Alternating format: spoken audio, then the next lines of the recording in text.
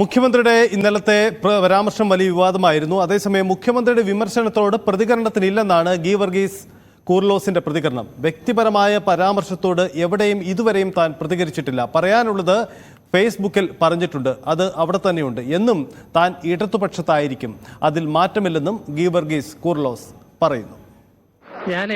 ഞാൻ എന്നും ഇടതുപക്ഷത്താണ്, ഇനിയും അങ്ങനെ തന്നെയായിരിക്കും. എൻ്റെ ഹൃദയപക്ഷം തന്നെയാണ് എൻ്റെ പക്ഷം, അതിലൊന്നും ഒരു മാറ്റം ഉണ്ടാവില്ല. ഒരുപാട് വിഷയങ്ങൾ ആ പോസ്റ്റ് സൂചിപ്പിച്ചിരുന്നു.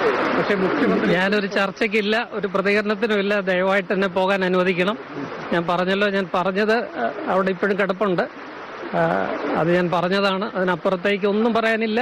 ഒരു പ്രതികരണത്തിനും ഇല്ല. ഒരു പ്രതികരണത്തിന് ഞാനില്ല. ഞാൻ അവിടെ അവസാനിച്ചു ആ വിഷയം. സ്നേഹിക്കുന്ന ആൾക്കാരെ ഒരുപാട് വേദനിക്കുന്നുണ്ട് വിവരദോഷിന്നൊക്കെ വിളിക്കുമ്പോൾ. ആളുകൾ വരെ ഇന്നലെ സോഷ്യൽ മീഡിയയിൽ അത് ഞാൻ കാണാറുണ്ട്. അവരോടൊക്കെ എനിക്ക് സന്തോഷമുണ്ട്, സ്നേഹമുണ്ട്. Thank you. പ്ലീസ് ഇനി ഒരു ചോദ്യം ചോദിക്കരുത്. ഞാൻ ഈ വിഷയത്തിൽ ഞാൻ ഈ ഒരു പരിപാടിക്ക് വന്നതാണ്.